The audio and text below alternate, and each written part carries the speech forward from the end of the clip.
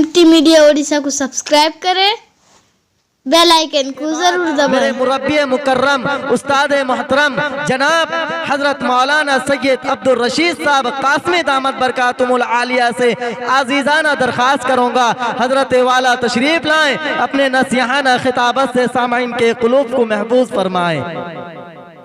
अल्हम्दुलिल्लाह नहमदुहु व नस्तईनुहु व नस्तगफिरुहु व नुमिनु बिही व नतवक्कलु अलैहि व नऊज़ु बिल्लाहि मिन शुरूरि अनफुसिना व मिन सय्याति अमालिना मन यहदिल्लाहु फला मुज़िल्ल लहु व मन युज़लिलहु फला हादिय लहु व नशहदु अन ला इलाहा इल्लल्लाह वहदहु ला शरीका लहु व नशहदु अन्न सय्यिदिना मौलाना मुहम्मदन अब्दुहु व रसूलुहु फ़अऊज़ु बिल्लाहि मिनश शैतानिर रजीम बिस्मिल्लाहिर रहमानिर रहीम वत्तीनी वज़्ज़ैतून व तूरि सीनीन व हाज़ल बलदिल अमीन लक़द ख़लक़नल इंसान फ़ी अहसनि तक़वीम सुम्मा रददनाहु अस्फल साफिलीन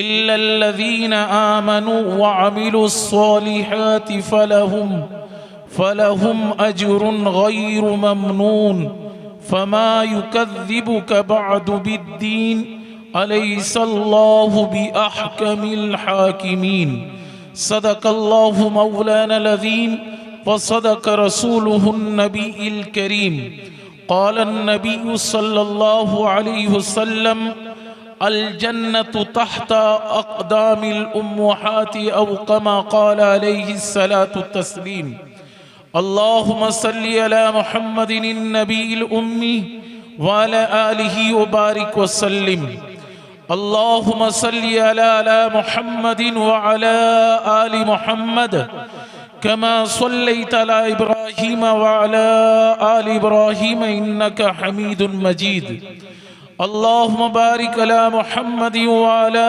आलि मुहम्मद कमा बारकत अला इब्राहीम व अला आलि इब्राहीम इन्नका हमीदुम मजीद। मेरे मोहतरम बुजुर्गों, दोस्तों, हजरत सामीन किराम और पर्दा में रहने वाली काबिल एहतराम मेरी माए बहनें, मैं सबसे पहले अल्लाह रब्बुल इज़्ज़त का शुक्र अदा करूँगा कि अल्लाह रब्बुल इज़्ज़त ने मुझे और आप सबको एक ऐसे मजलिस में आने की तौफीक अता फरमाया जिस मजलिस के मुताल्लिक़ खुद अल्लाह तबारक व तआला ने मग़फ़िरत का वादा फरमाया है।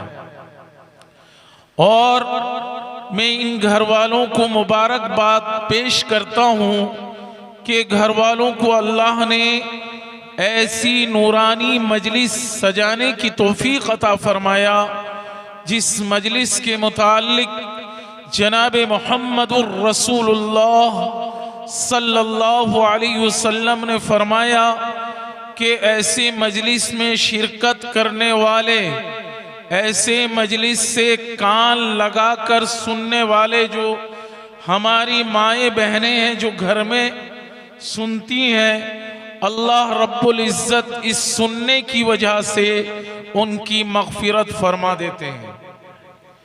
तो मेरे भाइयों, बुजुर्गों, दोस्तों, ये मजलिस की क़द्र व मंजिलत तो मकाम इतना बाला व अरफा है कि इसका ख्याल और गुमान करना हमारे जहन से परे है। लेकिन अल्लाह का करम हुआ, अल्लाह का एहसान हुआ कि अल्लाह तबारक व तआला ने इस साहिब खाना वालों को ऐसे मजलिस सजाने की तौफीक अता फरमाया। मेरे भाइयों, बुजुर्गों, दोस्तों, अल्लाह रब्बुल इज़्ज़त ने जो 18,000 मखलूक़ात, कम बेश मखलूक़ात को पैदा फरमाया, अल्लाह ने सबसे अफजल और बाला और अशरफ अल्लाह ने इंसान को बनाया। अल्लाह ने इंसान के मरातिब और मकाम को इतना ऊंचा रखा है कि इस दुनिया के अंदर इंसान से ज्यादा बुलंद और अरफा कोई मखलूक को अल्लाह ने ये मकाम, एक शर्फ अल्लाह ने नहीं दिया है। क्योंकि अल्लाह तबारक व तआला ने कुरान करीम में फरमाया, जिसका मफहूम यह है कि अल्लाह रब्बुल इज्जत फरमाते हैं कि मैंने तमाम मखलूक़ात को आपका गुलाम बना दिया, आपके मातिहत में छोड़ दिया, लेकिन तुमको मैंने अपने मातिहत, अपने हुक्मों पर चलने के लिए पैदा फरमाया है। यानी जितने भी मखलूक हैं इस दुनिया के अंदर, अल्लाह रब्बुल इज्जत ने इन तमाम मखलूक़ात पर हाकिमियत और हुकूमत चलाने के लिए इंसान को पैदा फरमाया, और इंसान को अल्लाह ताला ने इन मखलूक़ात पर काबिज, इन मखलूक़ात को अपने इख्तियार में रखने की ताकत अल्लाह ने इंसान के अंदर दिया। लेकिन इंसानों को अल्लाह ने फरमाया कि तुम सब मिलकर, यानी तुम जो हो मेरे हुक्म की तामील करो, मेरे हुक्मों पर जिंदगी गुजारो, मेरे बताए हुए रास्ते पर चलो, मेरे नबी के तरीके को इख्तियार कर लो, पूरी दुनिया के मखलूक आपके गुलाम बना दिए जाएंगे। आपको मालूम है कि हजरत उमर रज़ी अल्लाह ताला अन्हु, जो खलीफतुल मुस्लिमीन, मुसलमानों के अमीर, मुसलमानों के अमीरुल मोमिनीन बनने के बाद जब मुल्क अफ्रीका के जंगल का सफर किया, तो जनाब हजरत उमर फारूक रज़ी अल्लाह ताला अन्हु ने ये ऐलान किया, उस जंगल के अंदर, इस जंगल के अंदर बसने वाले तमाम दरिंद और चरिंद जितने हो, आज इस जंगल में जनाब मोहम्मदुर रसूलुल्लाह के गुलाम, जनाब मोहम्मदुर रसूलुल्लाह के गुलाम इस जंगल में आराम करेंगे, तुम इस जंगल को खाली कर दो। तो अल्लाह ने हजरत उमर रज़ी अल्लाह ताला अन्हु के ज़बान मुबारक से निकली हुई बात तमाम जंगल में रहने वाले जानवर, मखलूक तक इस आवाज पहुंचती है। रिवायत में आता है, किताबों में लिखा है कि जंगल के अंदर जितने दरिंद और चरिंद, जितने भी जानवर थे, अपना सर नीचे करके जंगल खाली कर देते हैं। तो मेरे भाइयों, बुजुर्गों, दोस्तों, ये मर्तबा, ये मकाम अल्लाह ताला उस इंसान को अता फरमाते हैं जो इंसान अपने आप को अल्लाह का सुपुर्द कर दे, अल्लाह के हुक्म पर, जनाब मोहम्मदुर रसूलुल्लाह के हुक्म पर जिंदगी गुजारेगा तो सारी दुनिया इसके गुलाम हो जाए। मेरे भाइयों, बुजुर्गों, दोस्तों, आप हजरात को मालूम होगा, मेरे और आपके आका जनाब मोहम्मदुर रसूलुल्लाह सल्लल्लाहु अलैहि वसल्लम के पैदाइश के बाद जब आपकी अम्मी, यानी दूध शरीक माँ, यानी दूध पिलाने वाली माँ, जिसको दाई कहते हैं, हजरत हलीमा सादिया रज़ी अल्लाह ताला अन्हा के घर तशरीफ ले जाते हैं। आप अपने माँ के पास परवरिश पाने के बाद जब आपके भाई, जिनका नाम अब्दुल्ला था, उनके साथ आप सल्लल्लाहु अलैहि वसल्लम कभी बकरियां चराने के लिए, यानी जबरदस्ती साथ चले जाया करते थे। एक दिन ऐसा आया कि जनाब मोहम्मदुर रसूलुल्लाह बीमार थे, आप जंगल में जा नहीं पाए, आप अपने भाई के साथ शरीक ना हो सके, तो उसी दिन एक शेर आता है और एक बकरी जो हजरत दाई हलीमा रज़ी अल्लाह ताला अन्हा का था, उसे लेकर चला जाता है। अब वापस जब शाम को उनके भाई आते हैं, उनके घर वाले इसकी इतला देते हैं, रसूल पाक सल्लल्लाहु अलैहि वसल्लम ने जब सुना तो आप सल्लल्लाहु अलैहि वसल्लम उस जंगल के एक पहाड़ में तशरीफ ले जाते हैं और आवाज लगाते हैं, भेड़ों, ये भेड़ियों की जमात जिसने हमारी बकरियां ली हैं वह हमारी बकरी वापस कर दें। रिवायत के अंदर आता है कि जनाब मोहम्मद रसूलुल्लाह सल्लल्लाहु अलैहि वसल्लम की जब ये आवाज यानी भेड़ियों के कानों में पड़ता है तो एक भेड़िया अपने ऊपर यानी उस बकरी को बैठाकर लेकर आता है। अल्लाह के नबी जनाब मोहम्मद रसूलुल्लाह के खिदमत में पहुंचता है। अल्लाह के नबी सल्लल्लाहु अलैहि वसल्लम ने फरमाया, तुम्हारा मजाल, तुम्हारा जुर्रत कैसा हुआ कि हमारे बकरियों को ले जाने का? तो कहता है, अस्सलामु अलैकुम या रसूलुल्लाह। उस वक्त नबूवत भी नहीं मिला, अल्लाह के नबी सल्लल्लाहु अलैहि वसल्लम अभी कम उम्र के हैं। कहता है, या रसूलुल्लाह, आपकी दीदार से महरूम होने की बुनियाद पर, आपके दीदार से महरूमी की बुनियाद पर हमने इन बकरियों के झूठ से, बकरियों के यानी जो बकरियों का छत्ता रहता है उसमें से हमने एक बकरिया ले गए। हमारा नियत, हमारा सोच ये था कि जनाब मोहम्मद रसूलुल्लाह आए और हम अल्लाह के नबी सल्लल्लाहु अलैहि वसल्लम का दीदार करें। तो मेरे भाइयों, बुजुर्गों, दोस्तों, हम ऐसे नबी की उम्मत हैं। हमारे किरदार, हमारा तरीका जनाब मोहम्मद रसूलुल्लाह के तरीके पर होना चाहिए, ना कि गैरों के तरीके पर हमारी जिंदगी गुजर रही है। हमारा जो तरीका है गैरों का तरीका है। जनाब मोहम्मद रसूलुल्लाह का तरीके को जानते हुए, समझते हुए हम अक्खड़पन यानी जबरदस्ती नहीं मानेंगे। ये अल्लाह से अलल ऐलान दुश्मनी है, अलल ऐलान अल्लाह से बगावत है मुसलमानों। इसलिए मेरे भाइयों, बुजुर्गों, दोस्तों, हमें इत्तिबाए रसूल करना है, हमें अल्लाह के हुक्म की पाबंदी करना है। जब अल्लाह के हुक्म की पाबंदी करेंगे तो सारा दुनिया आपके गुलामी करने के लिए तैयार हो जाए। आज मुसलमान कहता है कि हमारा हाल क्या है, मुसलमान किस हाल में जिंदगी गुजार रहा है, मुसलमानों का कोई यारो मददगार नहीं है। ये गलत है। एक ईमान वालों की जबान से ये अल्फाज कभी ना निकलना चाहिए। ईमान वालों का तो यार और मददगार जो है खालिक मालिक अहकमुल हाकिमीन यानी तमाम बादशाहों का बादशाह जो है वो मुसलमानों का मुहाफिज है। जब मुसलमान उसके हुक्म पर उसकी इत्तिबा करने लगे, लेकिन अफसोस कि हम कह रहे हैं कि हमारा कोई हैसियत ही नहीं है। लेकिन अल्लाह कहते हैं कि तेरी हैसियत बहुत बड़ी है जब तू मेरे और मेरे नबी के तरीके को अपना ले। तो मेरे भाइयों, बुजुर्गों, दोस्तों, जब नबी को सारे दुनिया के झाड़ पत्थर रेत सब नबी को, नबी के मकाम को पहचान सके तो हम नबी की उम्मत लेकिन नबी के मकाम को पहचान नहीं पाए।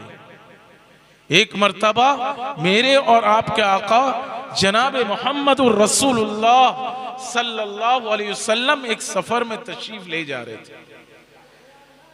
तो आप सल्लल्लाहु अलैहि वसल्लम को इस्तिंजे का जरूरत पड़ता है। वो मैदान जो था पूरा मैदान खाली मैदान था, कोई जगह ऐसा आड़ नहीं था जिस जगह पर मेरे और आपके आका जनाब मोहम्मद रसूलुल्लाह सल्लल्लाहु अलैहि वसल्लम अपने जरूरत से फारिग होते। समझ सकते ना बात?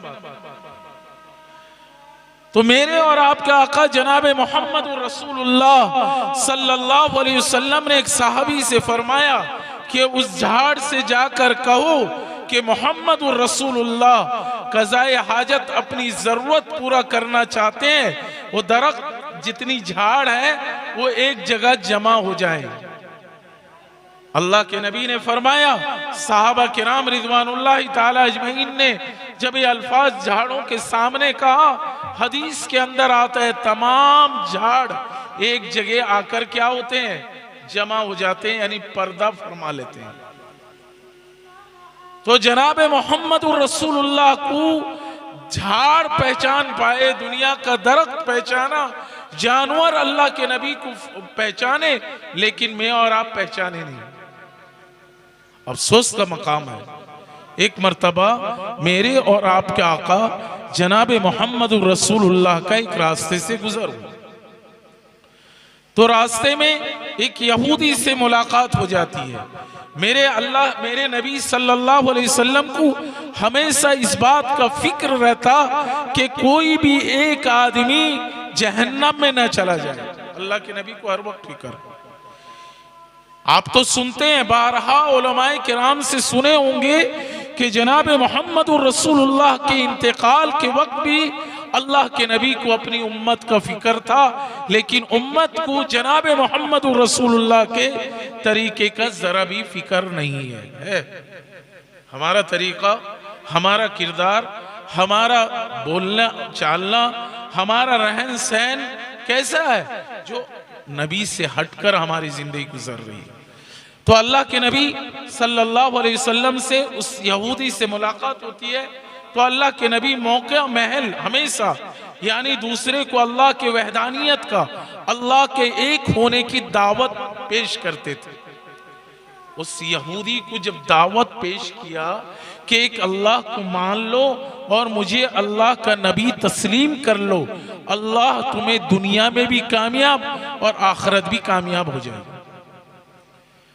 वो यहूदी ने कहा, ये बातें हो रही थी जनाब मोहम्मद रसूलुल्लाह और उस यहूदी के दरमियान में।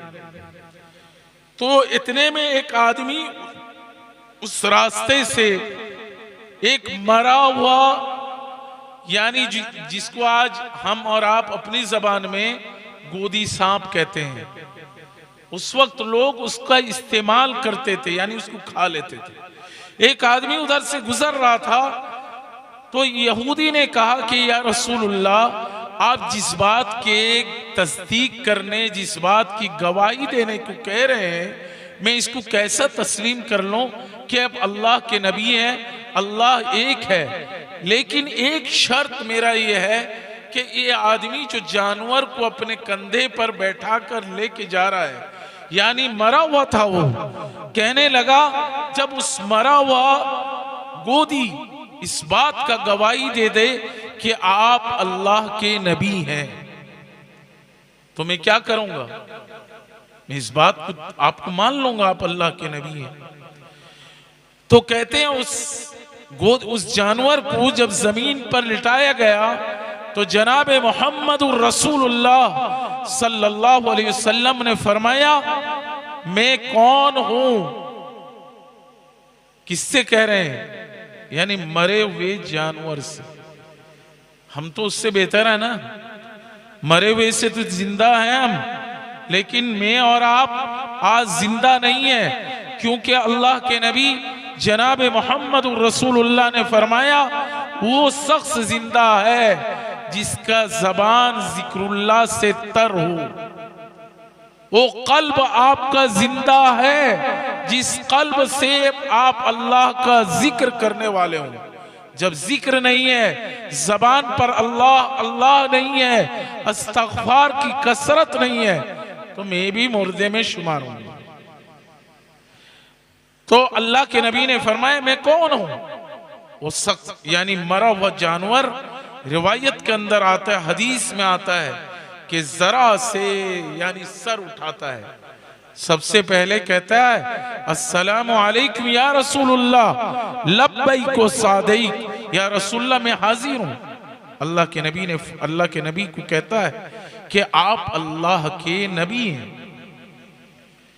आपको अल्लाह ने इस दुनिया में नबी बनाकर भेजा है। कौन तस्दीक किया?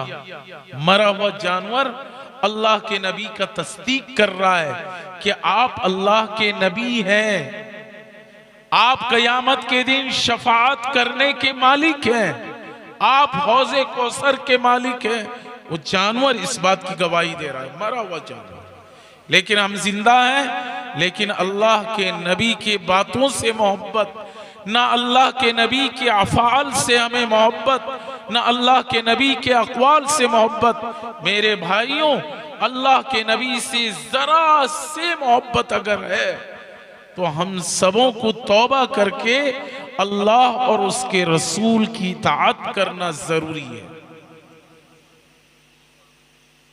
मेरे भाइयों, बुजुर्ग दोस्तों, एक मर्तबा जनाब मोहम्मदुर रसूलुल्लाह सल्लल्लाहु अलैहि वसल्लम मस्जिद नबवी से सुबह की नमाज से फारिग के बाद बाहर निकले तो देखते हैं 200-250 यानी बाघ, भेड़िया सब खड़े हैं। सबका सर नीचे है, झुका हुआ है, और सबने कहा अस्सलामु अलैकुम या रसूलुल्लाह। मेरे नबी जो थे सिर्फ एक मखलूक के नबी नहीं बल्कि तमाम मखलूकात के नबी थे जनाब मोहम्मद रसूलुल्लाह।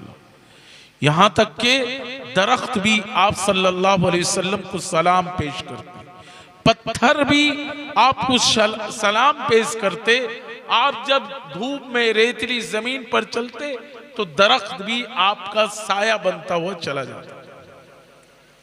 तो जनाब मोहम्मद रसूलुल्लाह का मकाम जब दरिंदों ने पहचाना, जब चरिंदों ने पहचाना, जब इस नबातात ने पहचाना, तो हमें और आपको तो बदरजे उला जनाब मोहम्मद रसूलुल्लाह की कदर और मंजिलत को पहचान कर अल्लाह के रसूल सल्लल्लाहु अलैहि वसल्लम के अक़वाल पर मुकम्मल जिंदगी गुजारना चाहिए। लेकिन अफसोस है हमें, आज मौज़िन आवाज लगाता है अल्लाहु अकबर, अल्लाह सबसे बड़ा है, अल्लाह सबसे बड़ा है। एक किताब में मैंने कल देखा कि अजान की कलिमात को जो मुकम्मल सुनता है, जब अजान हो तो उसको मुकम्मल सुनता है तो 16 लाख नेकियां उसके नामे अमाल के अंदर लिख दिया जाता है। और अल्लाह के दरबार में, अल्लाह के खजानों में नेकी का कोई कमी है? जैसे आप सुने होंगे कि अल्लाह के कलामुल्लाह शरीफ के अंदर अगर कोई अलिफ लाम मीम पढ़ता है तो 3 हरफों में 10 नेकी है, लेकिन इस अलिफ के लिखने में अलिफ लाम फा है। रिवायत में ये भी आता है, बड़ों ने कहा कि इस अल्फाज के अंदर लिखने में जितने अल्फाज हैं, कुरान के एक अल्फाज के पढ़ने में आपके नामे अमाल के अंदर लिखा जाता है। तो मेरे भाइयों, बुजुर्ग दोस्तों, अगर अल्लाह का तकर्रुब चाहते हैं, अल्लाह के करीब होना चाहते हैं, यानी मुस्तजाबात दुआ बनना चाहते हैं, तो अल्लाह के कलाम को कसरत से पढ़ा करें। अल्लाह के कलाम को हर दिन पढ़ने का मामूल बना ले जिंदगी के अंदर, नमाजों के साथ साथ। तो मैं अल्लाह का कसम खाकर कह सकता हूं कि अल्लाह आपके दुनिया के अंदर भी आपकी खैर खाई फरमाएंगे और आखिरत में भी अल्लाह खैर खाई फरमाएंगे। तो इसीलिए मैं आप हजरात को बारहा ये कहना चाहता हूं कि इस मकतब तालीमुल कुरान के अंदर अपने बच्चों को कुरान सीखने के लिए, कुरान पढ़ने के लिए जरूर बिल जरूर भेजें, ताकि आपके मरने के बाद ये बच्चा कुरान करीम पढ़कर जब आपके हक में दुआए मगफिरत करेगा, मेरा अल्लाह इतना रहमान और रहीम है कि अल्लाह माफ फरमा देगा।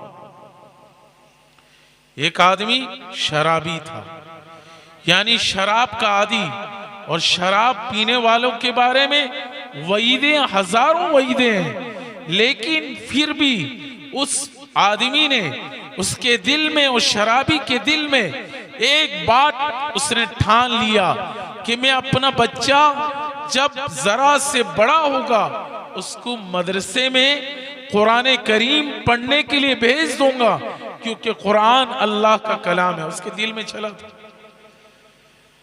अब लिखने वालों ने लिखा कि वो बच्चे को मदरसा भेजने से पहले उसका इंतकाल हो गया, लेकिन माँ ने ये बात सुनी हुई थी, तो उस बच्चे को कुरान करीम पढ़ने के लिए मदरसे में भेज देती है।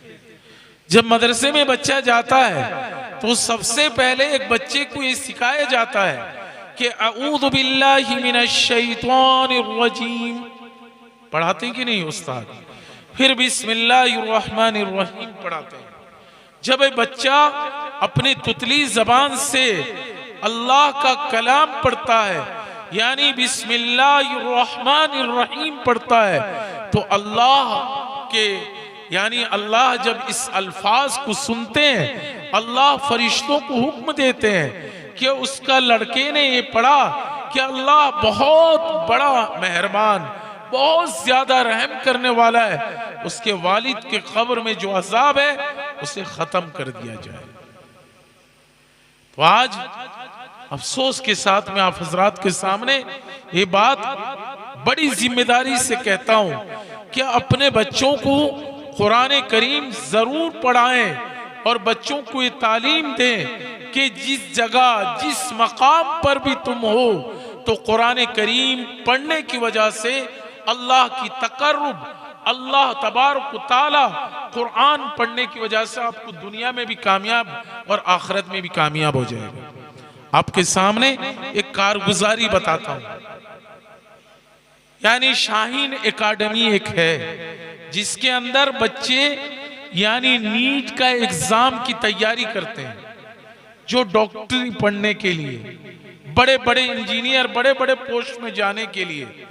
तो एक शाहीन एकेडमी के अंदर एक बच्चा था, उसने इस बार नीट के एग्जाम में 592 यानी 592 नंबर रखा,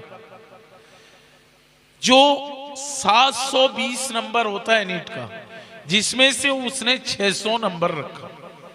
जब एक प्रोग्राम हुआ, जब कुछ लोग बड़े बड़े लोग प्रोग्राम कराते हैं, उस बच्चे से पूछा गया तुम इस मकाम पर इसको हासिल आपने किस तरह किया, आपका स्टडी जो आप मुताला करते थे किस तरह मुताला किए। कहने लगा कि मैं 12 घंटा यानी किताब पर मुताला करता था, उनमें से 4 घंटा कुरान करीम पढ़ा करता था, 8 घंटा दुनिया की किताब, लेकिन उसमें 4 घंटा में मुसलसल यानी कुरान करीम की तिलावत करता। क्यों ना अल्लाह ने कुरान करीम के अंदर फरमाया कि आपके बुलंदी, आपको ऊंचाई में पहुंचाने वाली जात जो है अल्लाह रब्बुल इज्जत की जात है कि नहीं मेरे भाई। आप दुनिया के जितने बड़े ओहदे पर कायम हो, आपको मकाम, वो दर्जा कभी नहीं मिल सकता। जब कुरान करीम की तिलावत करेंगे तो अल्लाह ताला आपके मकाम को अरफा वो बाला फरमा देंगे। तो मैं भी आज इन नौजवानों से कहना चाहता हूं जो किसी चीज पर यानी बुलंदी पर पहुंचना चाहते हैं, उन तमामों को मैं एक नसीहत कहता हूं कि कुरान को ज्यादा तरजीह दें, फिर आपके जितने दुनियावी असबाब है उसको तरजीह दो। आप जिस बड़े मकाम पर, ऊंचे मकाम पर पहुंचने का जरिया और सबब जो है कुरान करीम की तालीम है, कुरान करीम की तिलावत है। कुरान करीम को कसरत से पढ़ें तो जिसके लिए बुनियादी जगह जो है वो मकतब है या मदारिस है, उसके अंदर अपने बच्चों को कुरान करीम पढ़ने के लिए भेजा करें। तो मेरे भाइयों, बुजुर्गों, दोस्तों, अल्लाह के दीन में जो कामयाबी है दुनिया के कोई काम में वो कामयाबी नहीं है। अल्लाह की मदद और नुसरत जब अल्लाह के दीन पर आदमी मेहनत करता है, उसके साथ साथ दुनियावी असबाब पर, दुनियावी चीजों पर मेहनत करे तो अल्लाह ताला उसको दीन के साथ साथ दुनिया भी अता फरमा देते हैं। आदमी अगर खालिस दुनिया को हासिल करना चाहे तो कभी नहीं मिल सकता, मिल तो जाएगा लेकिन उसके अंदर सुकून और इत्मीनान कभी पैदा नहीं हो सकता। तो अल्लाह तबारक व तआला से दुआ करें कि अल्लाह ताला इन घर वालों ने जिन मकसद यानी अकीके के मकसद से ये जलसे के इनेकाद किया है, अल्लाह इस जलसे को कराने को कबूल फरमाए। इन घर वालों को दीन पर चलने की अल्लाह तौफीक अता फरमाए।